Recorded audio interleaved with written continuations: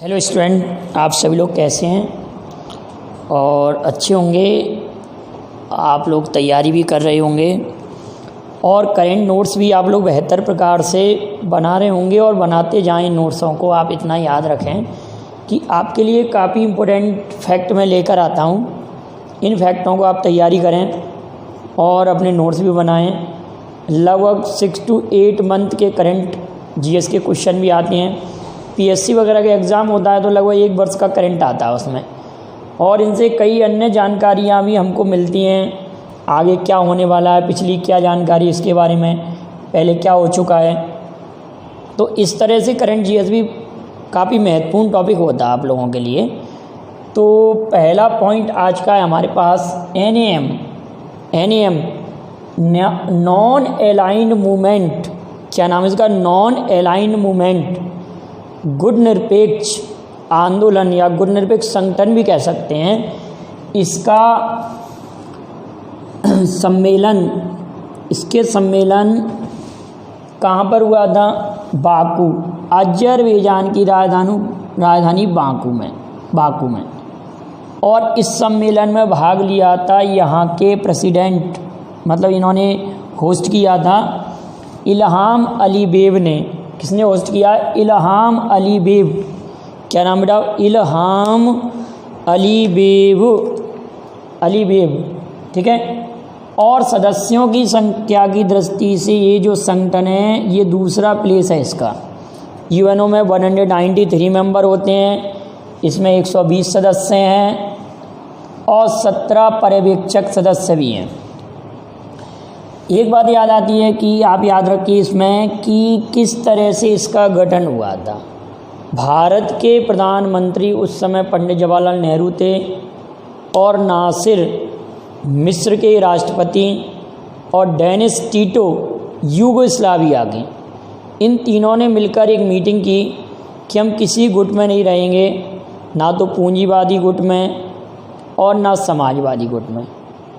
आप लोगों को ये मालूम होगा द्वितीय विश्व युद्ध के बाद दुनिया 2 गुटों में बट गई थी, एक पूंजीवादी गुट और एक समाजवादी गुट। एक जो अमेरिका के समर्थक थे वो पूंजीवाद थे और यूएसएसआर के समर्थक थे वो कौन से थे? समाजवादी गुट। तो इन लोगों ने ये फैसला किया था कि हम किसी गुट का समर्थन नहीं करेंगे और इस संगठन में 120 मेंबर। 1950 में ये बात हुई, लेकिन 1961 में इसका पहला अधिवेशन हुआ था यूगोस्लाविया की राजधानी बेलग्रेड। अब आप कहेंगे सर इस समय यूगोस्लाविया नाम का कोई देश नहीं है, तो इस समय यूगोस्लाविया का नाम है सर्बिया। तो यूगोस्लाविया या सर्बिया कह सकते हैं हम, ठीक है। तो आपको याद रखेंगे कि गुट निरपेक्ष देशों का पहला सम्मेलन 1961 में यूगोस्लाविया की राजधानी बेलग्रेड में संपन्न हुआ था। और बेलग्रेड डैन्यूब नदी के तट पर है। किस नदी के? डैन्यूब नदी के तट पर है। और सदस्यों की संख्या की दृष्टि से ये दूसरा बड़ा संगठन है। याद रखेंगे इतनी बात। और अगली बात यह है कि नरेंद्र मोदी जी ने पहली बार इस सम्मेलन में भाग लिया है। पिछले सम्मेलन में एम वेंकैया नायडू जो भारत के उपराष्ट्रपति हैं वो भाग लेने के लिए गए थे। अगली बात आती है बेटाओ अंतर्राष्ट्रीय अग्निशमक दिवस। इंटरनेशनल फायर फाइटर्स डे ये मनाया जाता है 4 मई को। कब? 4 मई को। अब लगातार आप याद करते जा रहे हैं कि 1 मई को मजदूर दिवस, 2 मई को ट्यूना दिवस, 3 मई को प्रेस स्वतंत्रता दिवस, और सभी में विश्व लगा हुआ है। ये भी अंतर्राष्ट्रीय अग्निशमक दिवस हैं। लेकिन अगर आया कि राष्ट्रीय अग्निशमक दिवस कब मनाया जाता है, तो आप लोग सभी कहेंगे कि 14 अप्रैल को BR अम्बेडकर का जन्मदिवस राष्ट्रीय अग्निशमक दिवस के रूप में मनाया जाता है। जबकि राजीव गांधी का जन्मदिवस, याद रखेंगे, राजीव गांधी का जन्मदिवस सद्भावना दिवस के रूप में मनाया जाता है 20 अगस्त को। 31 अक्टूबर को राष्ट्रीय एकता दिवस के रूप में सरदार वल्लभ भाई पटेल का जन्मदिवस मनाया जाता है। 31 अक्टूबर सरदार वल्लभ भाई पटेल का जन्म दिवस मनाया जाता है 31 अक्टूबर को राष्ट्रीय एकता दिवस के रूप में। 29 अगस्त को राष्ट्रीय खेल दिवस के रूप में 29 अगस्त को राष्ट्रीय खेल दिवस के रूप में मेजर ध्यानचंद्र का जन्म दिवस मनाया जाता है।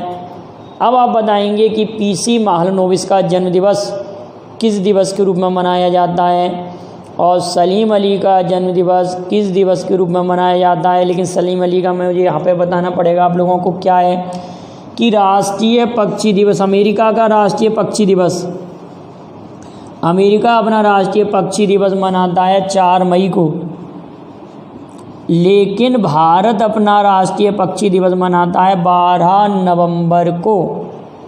कब? 12 नवंबर को। डॉक्टर सलीम अली, जिनको भारत का पक्षी वैज्ञानिक या वर्ल्ड मैन ऑफ इंडिया कहते हैं, world VIRD world man of India Salim Ali को कहते हैं।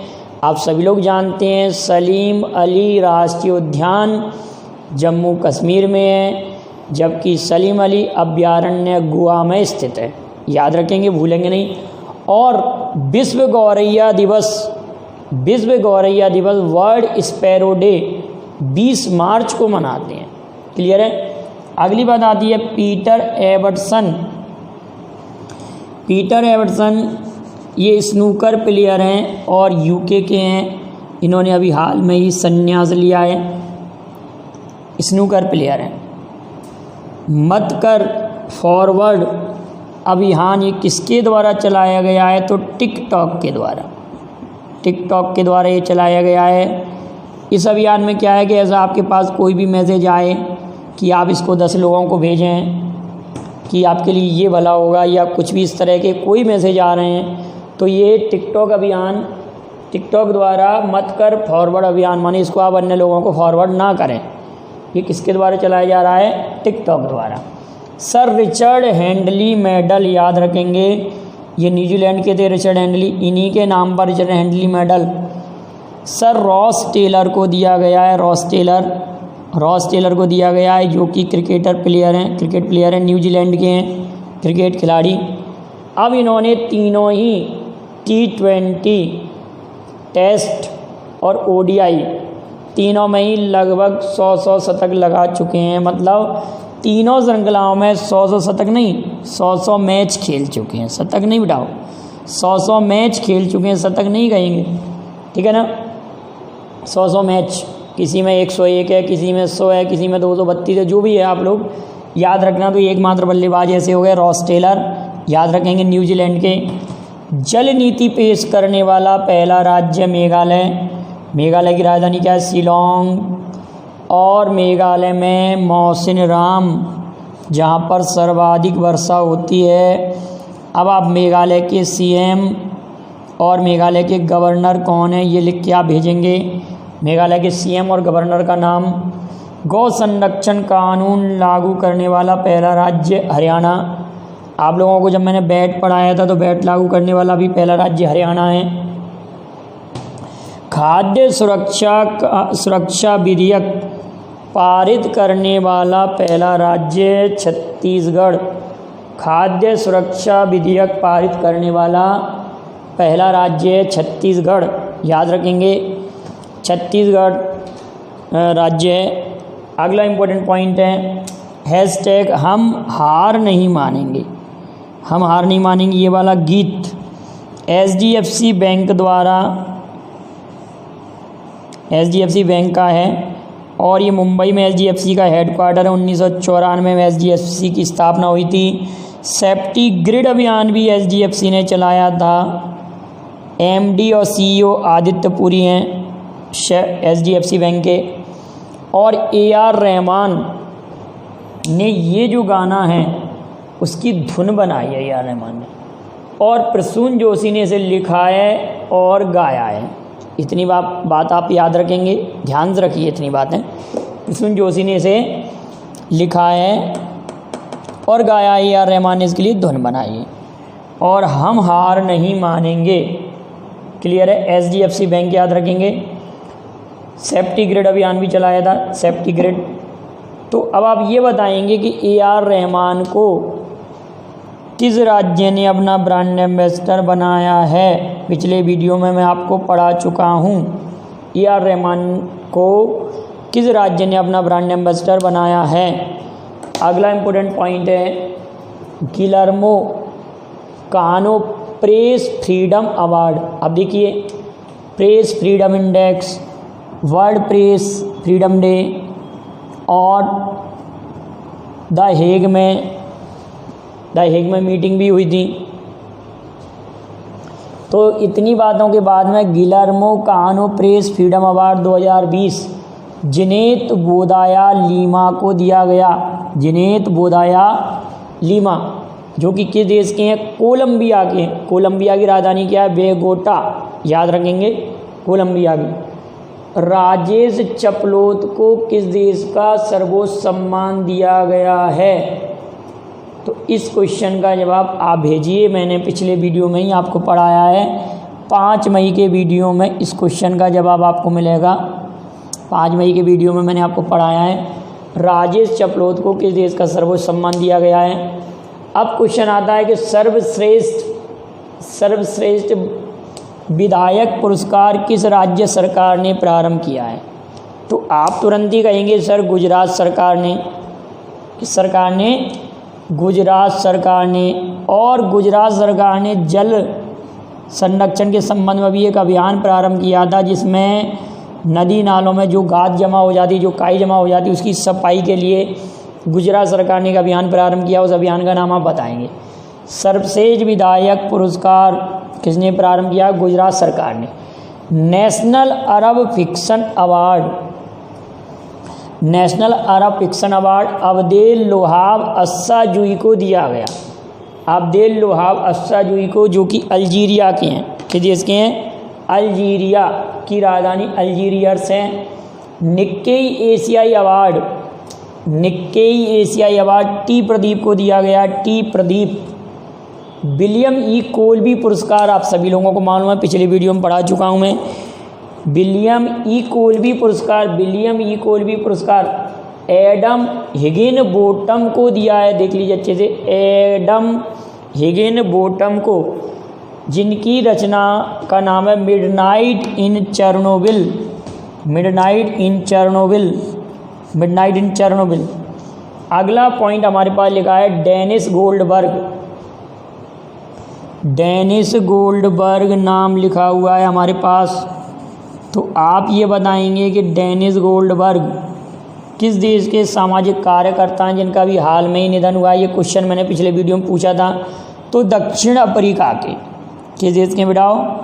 दक्षिण अफ्रीका के सोशलिस्ट हैं, सोशलिस्ट एक्टिविस्ट हैं, सामाजिक कार्यकर्ता। खर्ची पूजा उत्सव कहाँ मनाया जाता है? खर्ची पूजा उत्सव, तो आप कहेंगे सर त्रिपुरा में। कहाँ पर है? कहाँ का उत्सव है? अभी किसी कॉम्पिटिशन में पूछा गया था।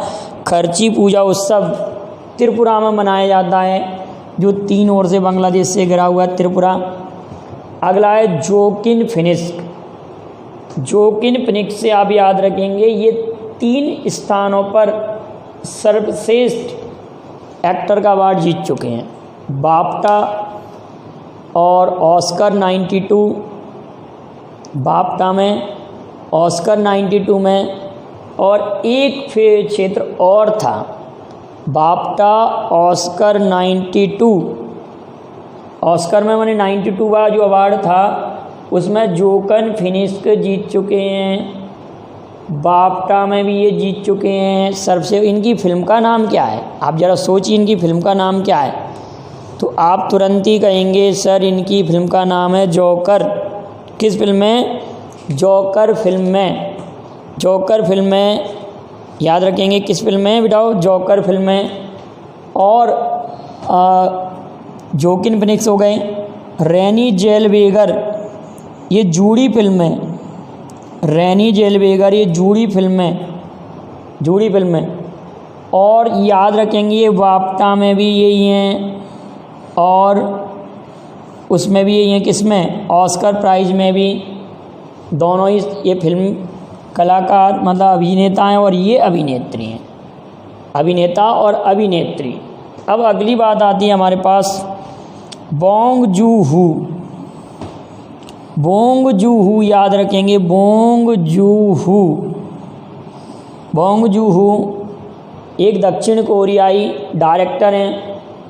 इनकी फिल्म का नाम था पैरासाइट, जो कि ऑस्कर में सर्वश्रेष्ठ फिल्म साबित हुई। और सैम मेंडेस, मैंने अभी आपको हाल में ही पढ़ाया, सैम मेंडेस 5 मई के वीडियो में, सैम मेंडेस की फिल्म थी 1917। इसको 2 पुरस्कार मिल चुके हैं। 2 कौन कौन से पुरस्कार में? सर्वश्रेष्ठ निर्देशक का पुरस्कार मिला है 1917 को। तो कौन कौन से 2 क्षेत्र हैं उनका नाम आप बताएंगे? मतलब सैम मेंडेस की फिल्म 1917 को इनको सर्वश्रेष्ठ डायरेक्टर का पुरस्कार मिला है कौन कौन से 2 क्षेत्रों में, ठीक है। अब अगली बात आती है IST, इंडियन स्टैंडर्ड टाइम रेखा 82.5 डिग्री पूर्वी देशांतर से तो ये गुजरती है। अब राज्य आप कैसे याद रखेंगे? एक तो है उत्तर प्रदेश, एक छत्तीसगढ़, एक मध्य प्रदेश, उड़ीसा और Andhra Pradesh. IST Indian standard time रेखा 82.5 डिग्री पूर्वी देशांतर से गुजरती है और ये भारत के 5 राज्यों से गुजरती है। उत्तर प्रदेश, छत्तीसगढ़, मध्य प्रदेश, उत्तर प्रदेश, छत्तीसगढ़, मध्य प्रदेश और इसके अलावा उड़ीसा, आंध्र प्रदेश, ठीक है। अब अगली बात आती है ट्रॉपिक ऑफ कैंसर, कर्क रेखा भारत के 8 राज्यों से गुजरती है। उन 8 राज्यों के नाम बड़े आसानी से याद कर सकते हैं। मैंने आपको बताया था GUR गुड़ मिलता है मध्य प्रदेश में 26 रुपये 28 रुपये किलो। WT बैठे थे मिजोरम के लोग, ऐसे आप याद कर सकते हैं। गुड़ GU से तो हो गया गुजरात, R से हो गया राजस्थान, MP से मध्य प्रदेश, 26 से छत्तीसगढ़, 28 से झारखंड, W से पश्चिम बंगाल, T से त्रिपुरा और लास्ट है मिजोरम। 1 2 3 4 5 6 7 8 राज्यों से, इन राज्यों से कर्क रेखा गुजरती है। तो गुजरात की राजधानी गांधीनगर, मध्य प्रदेश की राजधानी भोपाल और झारखंड की राजधानी रांची और मिजोरम की राजधानी आइजोल, ये 4 राज्यों की राजधानी से भी कर्क रेखा गुजरती है। कई बार आपको पढ़ा चुके हैं। अब अगला पॉइंट है आप लोगों के लिए, आप ये बताएंगे कि छत्तीसगढ़ की सीमा से लगे भारतीय राज्य कौन कौन से हैं और कितने राज्य हैं जो छत्तीसगढ़ की सीमा को छूते हैं। असम की सीमा से लगे भारतीय राज्यों को याद करने का बहुत ही सिंपल तरीका है। असम की सीमा से लगे भारतीय राज्य हम कैसे याद करते हैं, देखिए जरा। असम की सीमा आप 7 सिस्टर्स के नाम जानते हैं सभी लोग, 7 सिस्टर्स। 7 सिस्टर आपको ऐसे याद कराया था A2 M3 NT। असम और अरुणाचल प्रदेश, असम और अरुणाचल प्रदेश, मणिपुर, मेघालय और मिजोरम, नागालैंड और त्रिपुरा।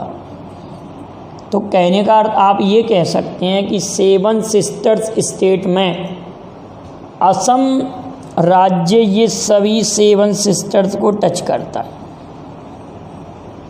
तो 1 2 3 4 5 6 और एक और याद रखेंगे आप, वेस्ट बंगाल, एक और याद कर लेंगे बस। तो असम की सीमा इतने 7 राज्यों से मिलती है। तो इस तरह से आप याद करने का एक सिंपल तरीका बताएंगे आप लोगों के लिए बेहतर प्रकार से। तो आप देख रहे हैं ज़रा, तो असम की सीमा से लगे भारतीय राज्य भी याद हो जाएंगे, 7 सिस्टर्स भी आपको याद हो जाएंगे। 7 सिस्टर में सिक्किम सम्मिलित नहीं हैं। और आप इस क्वेश्चन का भी जवाब दें कि सिक्किम की सीमा किन 3 देशों से लगती है। सिक्किम की सीमा किन 3 देशों से लगती है, मतलब किन 3 देशों को सिक्किम की बाउंड्री टच करती है, इसका भी जवाब भेजिए। और उत्तर प्रदेश की सीमा आप लोगों को पढ़ा चुके हैं, 8 राज्यों से मिलती है। अगर क्वेश्चन ये आए कि भारत का ऐसा कौन सा राज्य जिसकी सीमा सर्वाधिक राज्यों को छूती है, तो उत्तर प्रदेश। और अगर ये आए कि भारत का ऐसा कौन सा पूर्वोत्तर राज्य है जिसकी सीमा सर्वाधिक राज्यों को छूती है, तो आपका आंसर होना चाहिए असम। क्या आंसर होना चाहिए आपका? असम राज्य होना चाहिए। तो इस तरह से आप इनके बेहतर नोट्स बनाएं और वीडियो में जो भी क्वेश्चन पूछे जा रहे हैं उनके आप जवाब दें। तो करंट के साथ आपको और भी कई बातें आपको सीखने को मिलती हैं। और आपको कोई भी क्वेश्चन प्रॉब्लम देता है तो आप मेरे व्हाट्सएप नंबर पर मुझे मैसेज करके क्वेश्चन भेजें। जब भी मुझे समय मिलेगा मैं उसका जवाब दूंगा। Thank you very much. जय हिंद, जय भारत।